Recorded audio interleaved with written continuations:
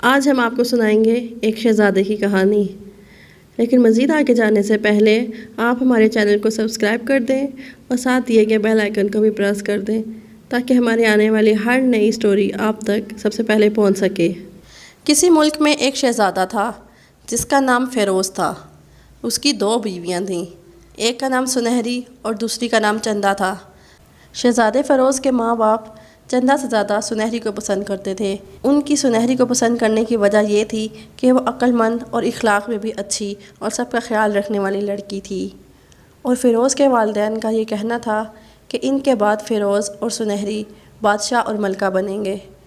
لیکن چندا یہ ہرگز نہیں چاہتی تھی کہ سنہری ملکہ بنے۔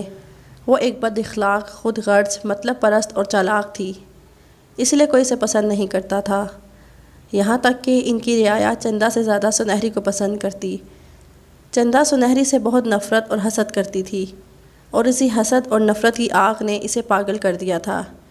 ایک دن اس کے دماغ میں ایک آئیڈیا آیا اور وہ اپنی دوست جادوگرنی کے پاس گئی اور اسے ختم کرنے کا کہنے لگی۔ سنو میری پیاری دوست جادوگرنی، مجھے سنہری اور بادشاہ ملکہ کو ختم کرنا ہے، کیا تم میری اس میں مدد کرو گی؟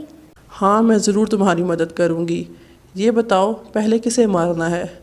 بادشاہ اور ملکہ کو۔ کیونکہ وہ بادشاہ اور ملکہ کو اس لیے ختم کرنا چاہتی تھی، وہ ہمیشہ سنہری کے ہی گن گاتے رہتے ہیں، جس سے وہ بے حد تنگ تھی۔ جادوگرنی نے اسے ایک شربت کی بوتل دی اور کہا کہ اسے بادشاہ اور ملکہ کے کھانے میں روزانہ 1 چمچ ملا دینا۔ چندا نے بالکل ایسا ہی کیا، اور کچھ دنوں میں بادشاہ اور ملکہ کی طبیعت بہت بگڑنے لگی۔ بادشاہ اور ملکہ کی اچانک طبیعت خراب دیکھ کر سنہری اور فیروز بہت پریشان ہوئے۔ انہوں نے بادشاہ اور ملکہ کا بہت علاج کروایا، مگر کسی کو ان کی بیماری سمجھ میں نہ آئی۔ یہ سب کچھ سنہری کو بہت عجیب لگا۔ بادشاہ اور ملکہ کی اچانک طبیعت خراب ہونا اور چندا کا ان دنوں میں بادشاہ اور ملکہ کی خدمت کرنا، ان سب باتوں پر غور کرنے کے بعد اس نتیجے پر پہنچی کہ یہ سب چندا کی سازش ہے۔ تو پھر وہ چندا پر نظر رکھنے لگی، اور ایک دن جب چندا جادوگرنی کے پاس گئی تو سنہری بھی چپکے اس کے پیچھے گئی۔ چندا نے جادوگرنی سے کہا، جو زہر تم نے مجھے دیا تھا ملکہ اور بادشاہ کو دینے کے لیے، وہ ختم ہو گیا ہے۔ یہ زہر کوئی معمولی نہیں تھا، اس پر میں نے جادو کیا تھا اور کل تک وہ مر جائیں گے۔ جادوگرنی نے کہا۔ سنہری فوراً محل کی طرف روانہ ہوئی اور دل میں سوچتی رہی کہ مجھے بادشاہ اور ملکہ کو بچانا ہوگا۔ اگلے دن جب چندا ناشتے کی ٹیبل پر ناشتہ کرنے بیٹھی تو کیا دیکھتی ہے کہ راجا اور رانی زندہ اور تندرست بیٹھے ہیں۔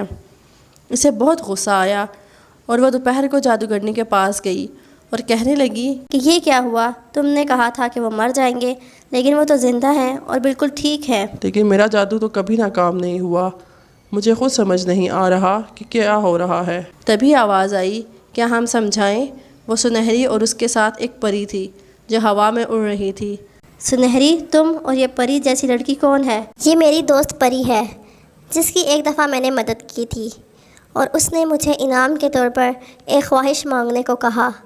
میں نے نہیں مانگی، تب سے یہ میری دوست بن گئی، اور اب تم اور تمہاری دوست 10 سال کے لیے بلی بن جاؤ گے۔ اور اتنی ہی دیر میں وہ دونوں سزا کے طور پر بلیاں بن گئیں۔ 10 سال بعد سنہری اور فیروز بادشاہ اور ملکہ بن گئے۔